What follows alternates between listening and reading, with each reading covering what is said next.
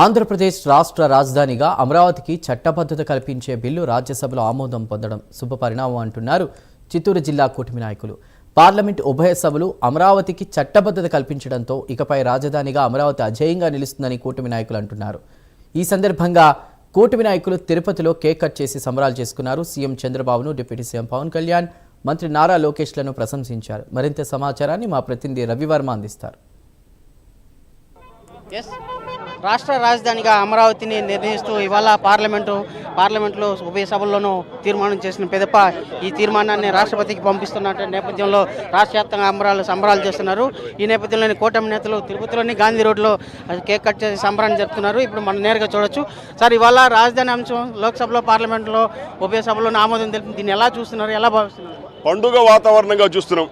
ఆంధ్రులకు అస్సలు సిస్సులైనటువంటి పండుగ వచ్చిందని, రాజధాని లేకుండా చేసి అన్ని దేశాల ముందర, ఇతర ప్రాంత ప్రజల ముందర అవమానకరంగా రాజధాని లేని ప్రజలుగా చిత్కరించబడ్డటువంటి ఆంధ్రప్రదేశ్కు ఇవాళ గౌరవప్రదమైనటువంటి ఒక అంతర్జాతీయ స్థాయిలో అభివృద్ధి చెందేదానికి అన్ని రకాల అవకాశం కలిగినటువంటి అజరామమైనటువంటి దేవతల నిలయంగా ఉన్నటువంటి అమరావతిని రాజధానిగా శాసనసభలో తీర్మానం చేయడం, దాన్ని పార్లమెంట్లో ప్రవేశపెట్టిన వెంటనే నరేంద్ర మోడీ గారి యొక్క ఆశీస్సులతో దాన్ని ఆమోదించడం ఏదైతే ఉందో, ఇది ప్రజలందరూ కూడా ఆనందంగా ఉన్నారు.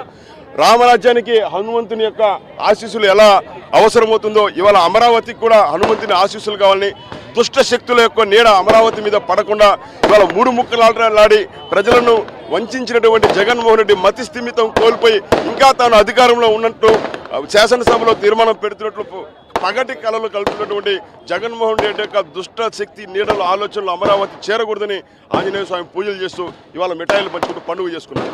మీరు చూడండి సార్, ఇవాళ వైసీపీ వేరే రాజకీయం చేస్తే దీన్ని ఎలా చూడాలి సార్? ఇందాక సోదరులు చెప్పడం జరిగింది. ఒక దుష్ట శక్తి 5 సంవత్సరాల కాలంలో ఆంధ్ర రాష్ట్రాన్ని 20 సంవత్సరాలకు వెనక్కి నెట్టడం జరిగింది. ప్రజలు గమనించారు. అటువంటి ప్రభుత్వానికి అపోజిషన్ కూడా దక్కనీయకుండా చేయడం ప్రజల యొక్క ఘనకార్యం. ఆ యొక్క ప్రజలందరి కోరిక మేరకు ఈరోజు ముఖ్యమంత్రి గారు, ఉప ముఖ్యమంత్రి గారు, ప్రధానమంత్రి గారి ఆశీస్సులతో అమరావతికి చట్టబద్ధత తీసుకురావడం, వారి పోరాటాలు, అక్కడ అమరావతిలో ఉన్న రైతులు, మహిళల పోరాటాలతో స్ఫూర్తితో ఇది జరగడం కూడా చాలా అభినందన దగ్గ విషయం. ఖచ్చితంగా కూడా ఆంధ్ర రాష్ట్రాన్ని అతి తొందరలో ఒక సింగపూర్లా తయారు చేసే శక్తి ముఖ్యమంత్రి గారికి ఉందనేసి కూడా ఈ సందర్భంగా తెలియజేస్తున్నారు. మీరు ఎలా భావిస్తారు? ఇవాళ అమరావతిని రాజధానిగా ప్రకటించిన నేపథ్యంలో ఎలా ఫీల్ అవుతున్నారు, ఎలా భావిస్తున్నారు? ఆంధ్ర రాజధాని అమరావతి ఏకైక రాజధాని. మన కూటమి నాయకులంతా కూడా మొట్టమొదటి నుంచి కూడా చెప్తూనే ఉన్నారు. మొన్న 28వ తారీఖున అసెంబ్లీలో మరి చట్టం చేసి దాన్ని మరి పార్లమెంటు, లోక్సభలో కూడా ఈ రోజున చేయడం జరిగింది. దీనికి అంతటికి కూడా మరి మోడీ గారు కూడా మన సహాయ సహకారాలు అందించారు. కాబట్టి ఆ రోజున 3 రాజధానులని మూల కూర్చున్నాడు జగన్మోహన్ రెడ్డి. ఈరోజు మరి మావి గారు అంటున్నాడు ఇంకా రాష్ట్రాన్నే వదిలిపోవాల్సిన అవసరం ఏర్పడిందని హెచ్చరిస్తున్నాం.